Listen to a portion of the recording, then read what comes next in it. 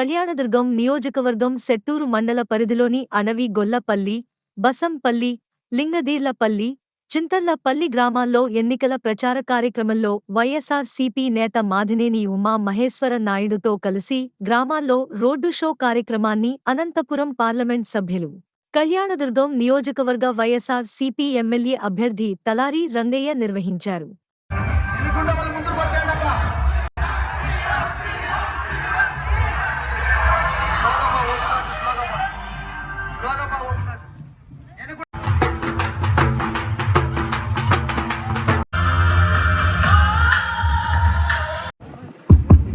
సెట్టూరు మండలం గొల్లపల్లి గ్రామానికి వచ్చినప్పుడు అపూర్వ స్వాగతం పలికినటువంటి గ్రామస్తులు, అక్కజెల్లెండ్లు, ప్రాణ సమానమైనటువంటి వైఎస్ఆర్-సీపీ పార్టీ కుటుంబ సభ్యులందరికీ ప్రత్యేకమైనటువంటి నమస్కారాలు, అభినందనలు తెలియజేస్తున్నా.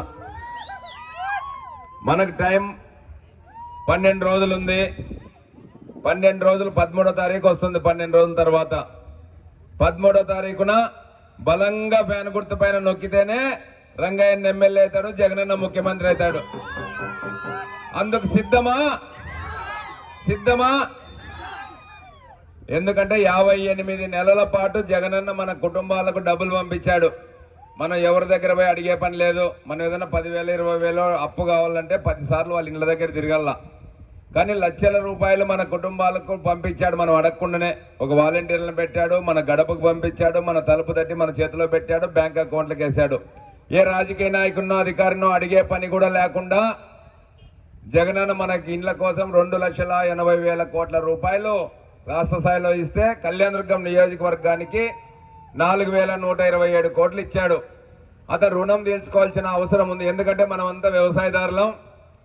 మనకు మేలు చేసినటువంటి వాళ్లకు మేలు చేసే బాధ్యత మన మీద ఉంది. మనకు ఆ విధమైనటువంటి ఉదారమైనటువంటి స్వభావం ఉంటుంది వ్యవసాయదారులకు. అందుకు మనకు 58 నెలల పాటు 4,127 కోట్ల రూపాయలు మన గడపకు పంపించి మన తలుపు తట్టి మన చేతిలో పెట్టినటువంటి జగన్మోహన్ రెడ్డి గారికి 12 రోజులు కష్టపడి మరొక్కసారి ముఖ్యమంత్రిని చేసుకోవాలని చెప్పి సందర్భంగా సవినయంగా తెలియజేస్తున్నా. అందుకు మనం చిన్న పనులు పక్కకు పెట్టి, మన మధ్యలో చిన్న మనస్పర్ధలున్నా పక్కకు పెట్టి, మన లక్ష్యం ఒక ఓటేమో రంగయ్యన్నకు, ఒక ఓటేమో కురుబ శంకరనారాయణకు వేసి జగనన్న ముఖ్యమంత్రి చేయాల్సిందిగా ఈ సందర్భంగా కోరుతున్నా. అదేవిధంగా కళ్యాణదుర్గం నియోజకవర్గంలో ఈసారి జరిగే ఎన్నికలు ప్రత్యేకం. ఎప్పుడు జరిగినా మన నియోజకవర్గంలో ఉండేవాళ్ళం, ఎవరో ఒకరు పోటీ చేసేవాళ్ళం. కానీ ఈసారి ఒకవైపు విద్యావంతుడు, 20 సంవత్సరాలు రాజకీయ ఉద్యోగరీత్యా పనిచేసి మచ్చలేనటువంటి నాయకుడు, అతన్ని రంగయ్యన్నను జగనన్న పిలిపించి మంచి వ్యక్తి అని చెప్పి ఎంపీగా అవకాశం ఇచ్చాడు. అనంతపురం జిల్లాకు సేవలు అందించాడు. తర్వాత కళ్యాణదుర్గం నియోజకవర్గాన్ని పంపించి అక్కడ ఇబ్బందులు ఉన్నాయి, పనులు చేయాలని చెప్పి పంపించాడు. దాంట్లో భాగంగా మనమందరూ కూడా పెద్ద ఎత్తున రంగయ్యను ఆశీర్వదించాల్సిన అవసరం ఉందని సందర్భంగా మరొకసారి తెలియజేస్తున్నా. అందులో భాగంగా నేను పనిచేసినటువంటి పార్టీని వదిలిపెట్టి జగనన్న ఆహ్వానం మేరకు ఈ పార్టీలోకి వచ్చి రంగయ్యతో కలిసి కళ్యాణదుర్గం నియోజకవర్గం అభివృద్ధికి పాటుపడాలని చెప్పి నేను కూడా మీతో కలిసి పనిచేస్తున్నానని చెప్పి సందర్భంగా మరొకసారి తెలియజేస్తున్నా. మాదిద్దరిదే ఒకటే లక్ష్యం. మేము అబద్ధాలు చెప్పాం, మోసం చేయం, డబ్బులు బీక్కోము, కల్లిబల్లి మాటలు చెప్పే అలవాటు మాకు లేదు అనేది సందర్భంగా మరొకసారి తెలియజేస్తున్నా. కష్టపడి పనిచేస్తాం, మీ కుటుంబాల్లో మీ కుటుంబ సభ్యులుగా ఉంటాం, మీ నమ్మకాన్ని వమ్ము చేయం, మీ కుటుంబ సభ్యులుగా ఉంటాం. జగనన్న నాయకత్వంలో కళ్యాణదుర్గం నియోజకవర్గాన్ని అభివృద్ధి చేసే బాధ్యతను మేము తీసుకుంటాం అనేది మాత్రం ఖచ్చితంగా మేము చెప్పగలుగుతామని సందర్భంగా మరొకసారి తెలియజేస్తున్నాం. అందరికీ తెలుసు, జగనన్న పంపిస్తే నేను వస్తాను ఇక్కడికి కళ్యాణదుర్గం ఎమ్మెల్యే అభ్యర్థిగా.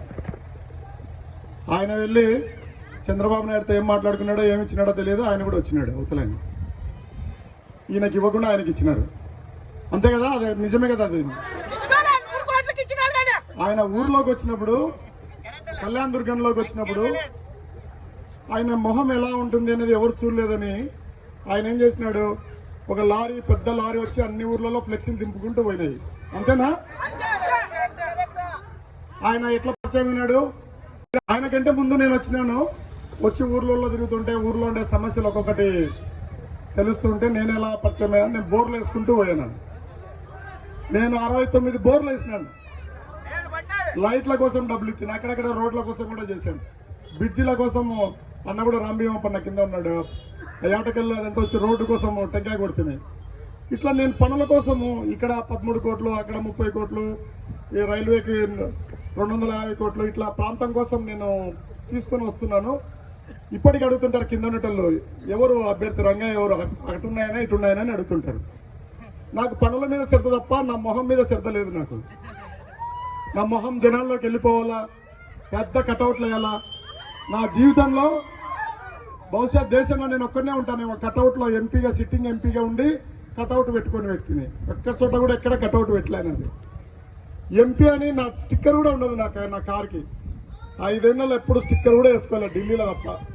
ఢిల్లీలో పార్లమెంట్లో పోయేటప్పుడు అది తప్పనిసరి కాబట్టి దానికోసం వేసాను. అట్లా నేను బతికిన. ఆయన వచ్చిన అసలు ఊర్ల వాళ్ళకి కూడా తెలియదు ఫ్లెక్సీలు వేస్తున్నారని. ఊర్లో వాళ్ళకి కూడా ఫ్లెక్సీలు వేస్తున్నారని తెలియదు. అట్లా ఫ్లెక్సీలు వేసి మళ్ళీ పోస్టర్లు పెట్టి అట్లా ఆయన అట్లా పరిచయం అయిపోయాం.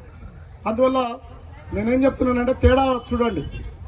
ఎక్కడో పెద్ద బడా కాంట్రాక్టర్ కాబట్టి ఆయన అకౌంట్లలోకి డబ్బులు వచ్చి పడుతున్నాయి, అవి ఖర్చు పెడుతున్నాడు. నేనేం చేస్తున్నాను, భూమి మీద నడుచుకుంటూ పోతున్నాను, రూపాయిని కూడా నడిపిస్తున్నా పేదల ఇళ్లలోకి. అందువల్ల నాకు ఆయనకు మీరు ఈ తేడా గమనించాలా. మీరు మాట్లాడాలనుకున్నా కానీ కూడా మండల స్థాయి లీడర్లు కాదు, నియోజకవర్గ స్థాయి లీడర్లకు కూడా నెంబర్ లేదు అయింది. రేపు ఏదన్నా ఎలా మాట్లాడతారు, ఆయనతో ఎలా వీలవుతుంది? ప్రజాస్వామ్య దేశాల్లో ఎట్లా వీలవుతుంది? సపరేట్గా ఏమన్నా ఈ కళ్యాణ అంటే ఇక్కడ ఉన్న పరిస్థితులను బట్టి, ఇబ్బందులను బట్టి నేను ఖచ్చితంగా ఏ ఆడబిడ్డ కూడా నీటి మీద పట్టుకొని తోటల్లోకి వెళ్లకుండా ఇంటికాడ కుళాయిల ద్వారా నీళ్ళు ఇస్తానని చెప్పాను. 114 చెరువులకు నీళ్ళు తెస్తానని కూడా చెప్పాను. ఇవి కాకుండా రోడ్లు మెరుగుపరుస్తామని చెప్పింది. రైల్వే మార్గం కోసం 250 కోట్లు ఆల్రెడీ కేటాయించున్నాం. ఖచ్చితంగా రాయదుర్గం నుంచి తుమ్కూరు మీదుగా బెంగళూరుకి, కళ్యాణదుర్గం మీదుగా గంబదురు పావుగూడెం వెళ్ళిపోతుంది. పనిచేస్తాం. మీరు ఎంపీగా చేసిన సేవలు కొద్ది ఈ నియోజకవర్గంలో ఇంకా ఎక్కువ సపోర్ట్ పెట్టి చేయగలం. మనకేం బ్రహ్మాండంగా చేయగలం. కాలం ఏంటంటే ఎట్లయినా ఏరియా క్యాంపాక్ట్ అయిపోతుంది, సింగిల్ లైన్ అడ్మినిస్ట్రేషన్ వస్తుంది, అట్లా మెరుగుపడుతుంది. మీరు ఇక్కడ చేస్తున్న సేవకు ప్రజాస్పందన ఎలా ఉంటుంది సార్? మొత్తం మీరు పల్లెలు తిరుగుతున్నారు. ప్రజాస్పందన బాగుంటుంది. పోయినసారి చూసాం కదా, అంతే. ప్రజలు స్పందిస్తారు అంతే. ఇంకా ఎవరైనా కూడా, నువ్వైనా నేనైనా బెటర్ ఎందుకుంటాం కానీ ఎవరు వరెస్ట్ ఎందుకోరు కదా, అంతే.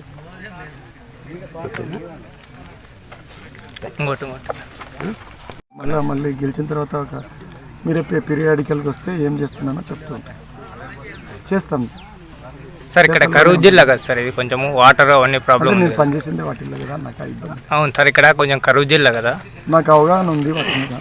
పనిచేసిందే ఆ డిపార్ట్మెంట్లో కదా. అవును, ఆటోమేటిక్గా చేస్తాం. సార్ మీరు ఎంపీగా ఉన్నప్పుడు ఎంపీ రంగయ్య అనేది తెలియదు సార్ ప్రజలకు. పీడీ రంగయ్య అంటే నేను నోటెడ్ ఉంది సార్ మొత్తం జిల్లా వాసులు. మీరేమంటారు సార్? ఇలా పీడీ అనేవాడు ఒక్కడే ఉండినాడు అప్పట్లో. ఎంపీ అనేవాడు ఎమ్మెల్యేలతోనూ పీడీ మిగతా వాళ్ళతో కలిసి ఉండి. Thank you sir.